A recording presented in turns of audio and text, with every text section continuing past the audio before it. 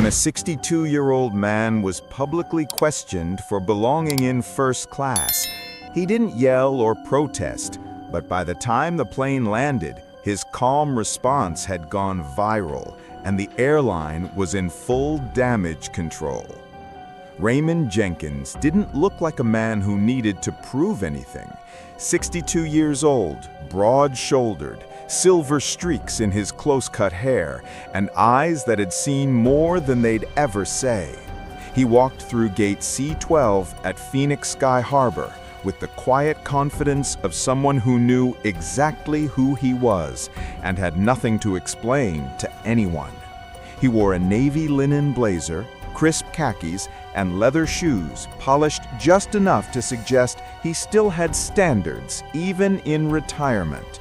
In his right hand, a worn, leather-bound book of Langston Hughes poetry. He carried it everywhere, said it reminded him who he was and where he came from. In his left, a boarding pass that read Seat 2, a first-class flight 349 to Seattle, was boarding right on schedule. Raymond was taking this trip for something simple: peace. After nearly 4 decades as a school principal in Decatur, Georgia, this trip was his small gift to himself. No family, no obligations, just the view from the window, a cold drink, and some poetry in the clouds. He greeted the flight attendant at the door with a soft, "How you doing?" and a warm smile that caught her off guard. She smiled back, scanned his ticket, and gestured him to the front row. As Raymond eased into his seat, the cushion felt just firm enough. He adjusted the overhead air nozzle, folded his jacket on his lap, and opened to a dog-eared page in his book. The cabin around him slowly filled. Quiet conversations, bags overhead, the kind of half-smiles strangers give each other when they know they'll be sharing airspace for the next few hours. And then came Captain Blake Renaud, tall, tan, and way too amused with himself. The kind of pilot who wore sunglasses indoors and called the cabin crew kids. He strutted through first class like he owned it, not just the plane, but the people. He gave nods to familiar faces, clapped a man on the shoulder, and chuckled at some inside joke with the flight engineer behind him. Then he stopped right at row 2, right in front of Raymond. There was a pause. Not long, but long enough. "Sir," Renaud said, his voice loud and condescending, "are you sure you're in the right seat?" Raymond didn't even blink. He calmly closed his book, held up his boarding pass, and said, "That's what it says." Rena looked at Raymond, then back at the seat. He forced a grin, but his eyes said something else. "Well, I suppose they're letting anyone up here now." It wasn't loud, but it was clear enough. And it wasn't the words, it was the tone. Like the idea of someone like Raymond in first class didn't sit right with him. There was a flicker of discomfort from the woman seated across the aisle. She didn't say anything, but she glanced at her husband, who had already started recording on his phone. Just instinct. Something about the pilot's tone felt wrong. Raymond didn't argue. He didn't flinch. He didn't get angry. He just leaned back in his seat and said, quietly, "I believe I've earned this seat, just like everyone else." Rena smirked, then under his breath, thinking no one would hear it. "Sure you did." He kept walking toward the cockpit. The man with the phone captured all of it, and that's where things changed. At first, no one said a word. The engine started humming, safety announcements began, but the energy in the cabin had shifted. You could feel it in the air, subtle, awkward, like something just crossed the line. Raymond went back to his book. The husband across the aisle whispered to his wife, "I got all of that, every second." She looked at him, unsure. "You think we should post it?" He nodded. "People need to see that. It's not right." The plane hadn't even left the gate yet, but what Blake didn't know was who Raymond actually was and how far this moment would reach. Raymond Jenkins did not need validation from anyone on that plane. He'd earned every mile that got him to seat 2A and 1,000 more. But to understand why he didn't rise to Rena's bait, why he didn't flinch or fold, You'd have to know where he came from and what he'd already survived. He grew up in Monroe, Louisiana, a small house on a quiet street with patchy grass and a front porch that dipped just a little on the left side. His father, Jerome Jenkins, was a janitor at the public high school and one of the smartest men Raymond ever knew. Never made it past the 8th grade but could fix anything, quote Baldwin by memory, and taught Raymond more about self-worth than any textbook ever could. Jerome used to say, "Don't ever let a man's assumption about you become your truth. Most people don't even know themselves, let alone you." Raymond carried that line through every room he walked, into classrooms, staff meetings, superintendent reviews, PTA nights where some parents couldn't hide their surprise that he was the principal. Always polite, always sharp, always prepared. Not because he had anything to prove, but because he refused to give anyone the excuse to treat him like less.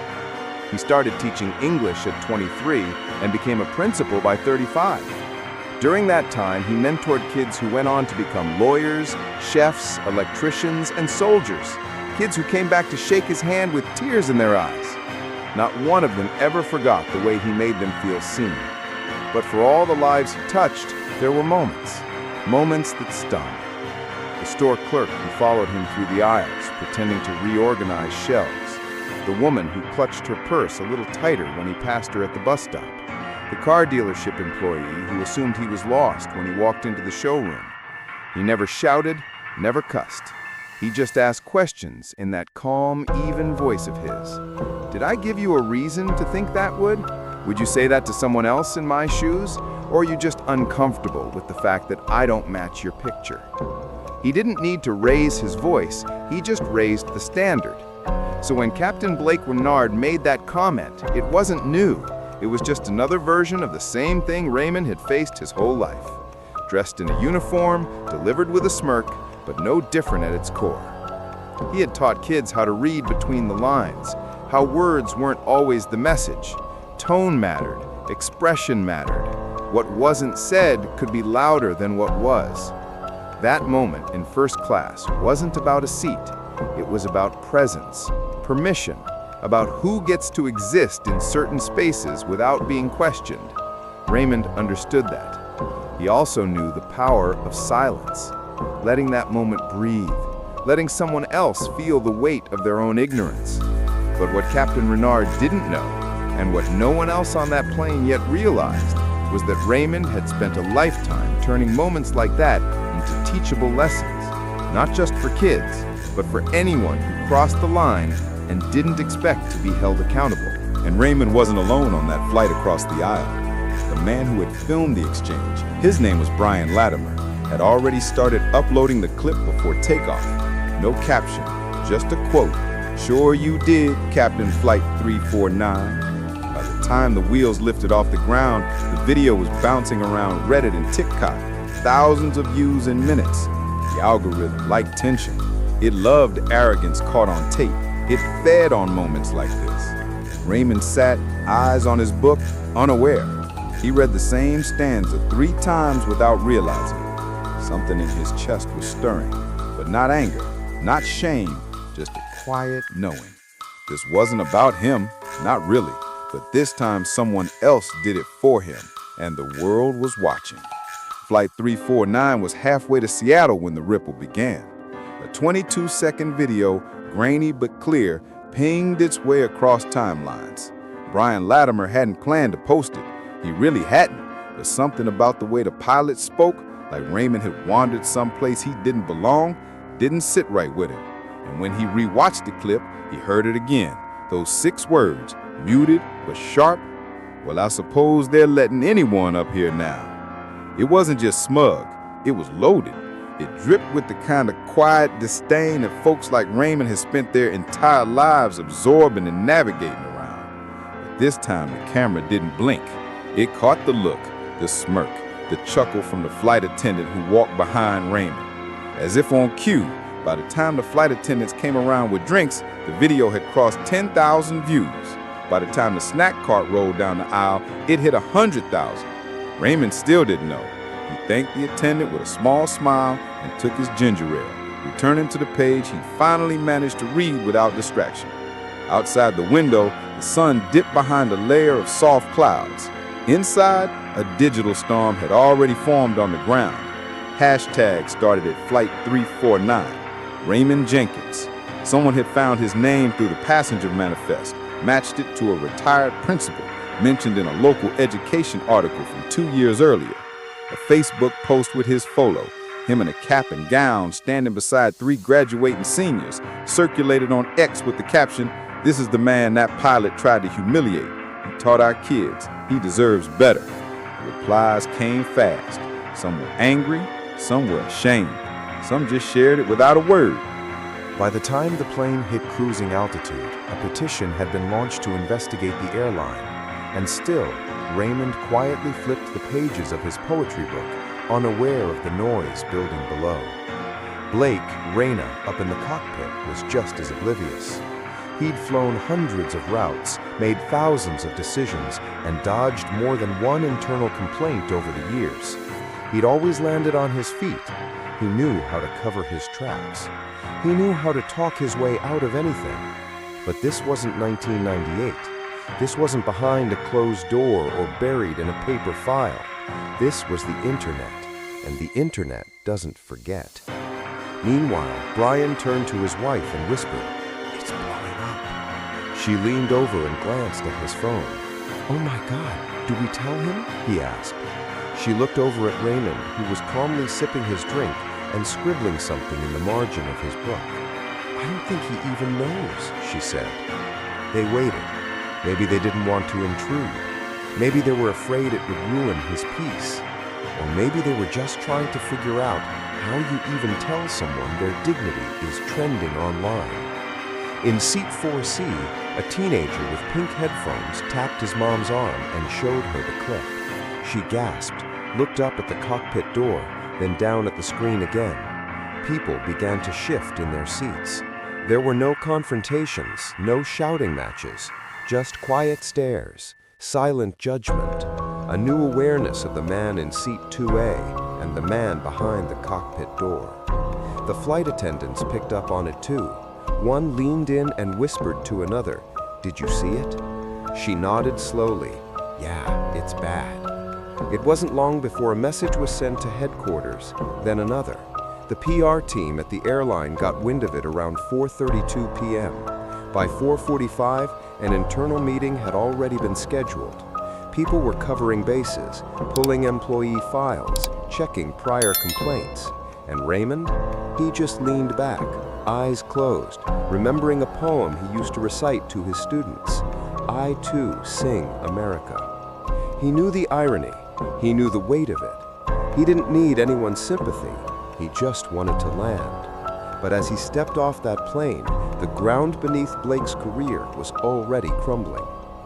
Flight 349 touched down at Seattle-Tacoma International just before 6 p.m. The plane coasted along the runway as passengers reached for phones, bags, jackets, going through the motions. But there was a strange stillness in the front rows, a collective awareness of something unspoken hanging in the air. Raymond Jenkins stood, stretched his legs, and adjusted his blazer. As he reached for his carry-on, a soft voice stopped him. "Sir," Brian said from across the aisle, "before you go, there's something I think you should know." Raymond turned, slowly, calm as ever. Brian held out his phone. The screen showed Raymond's face, frozen mid-sentence, next to the words, "Letting anyone up here now." Raymond's brows drew in slightly. He didn't speak. "It's gone viral," Brian continued. "People are talking a lot." Raymond studied the screen. Then he looked at Brian. "You recorded it." "I did. I didn't plan to post it at first, but it felt wrong to let it slide." There was a pause, a long one. Then Raymond simply said, "Thank you." No anger, no tension, just a quiet acknowledgement. By the time Raymond stepped off the plane, his name was being mentioned on national radio. Within 30 minutes, a major cable news network ran a brief segment showing the clip. Analysts dissected the pilot's comment frame by frame. Legal experts chimed in. "Microaggression," one said. "Unprofessional and unacceptable," another. The airline's social media team scrambled to issue a bland, vague statement. We are aware of a situation that occurred aboard Flight 3429 and are conducting an internal review. It didn't help. By 9 p.m., screenshots of old posts surfaced. An anonymous flight attendant had leaked an internal complaint filed against Captain Blake Reyna from 2 years prior. Different route, same behavior. The passenger had described feeling talked down to, dismissed, and subtly mocked. There were whispers among staff, too. Reyna has been like this for years, one employee posted anonymously. Arrogant, untouchable. We all knew it. It was all unraveling fast. The airline's PR team tried to issue a follow-up statement promising accountability, but it was too late. Comment sections exploded with personal stories from other passengers, stories of subtle digs, of being asked to show IDs in first class when others weren't, of being moved, questioned, watched. And then late that night, a second video surfaced. A former flight attendant, now retired, had saved a voicemail Reyna left her after a disagreement about crew assignments. His voice clear, mocking, unfiltered. "You can cry to HR all you want. They'll side with me. They always do." That sealed it. By morning, hashtags had become headlines. Veteran pilot under fire after viral video sparks backlash. Who is Raymond Jenkins, retired educator at the center of viral first-class incident? And somewhere, in a modest hotel room just outside the airport, Raymond sat with a cup of black coffee and his phone ringing every 10 minutes. Calls from reporters, messages from former students, emails from strangers thanking him. He didn't answer most of them. He wasn't interested in becoming anyone's symbol. But what caught him off guard was the airline statement. At 10:43 a.m., Captain Renaud has been placed on administrative leave pending further investigation. It didn't feel like justice. Not yet. But it was something. A first crack in a wall that had stood too long. Raymond finally answered one call. It was from a young woman who said, "You don't know me, but you were my principal back in 2007. I just wanted to say thank you for staying calm, for not letting that moment turn you bitter. You taught us that, and now the whole world is seeing it." He smiled. Not a wide grin, just a quiet, knowing smile. "I'm just glad someone was paying attention," he said, "because that's what mattered. Not the punishment, not the headlines. The fact that someone noticed." But what no one expected was what Raymond said next, and how it shook the entire industry.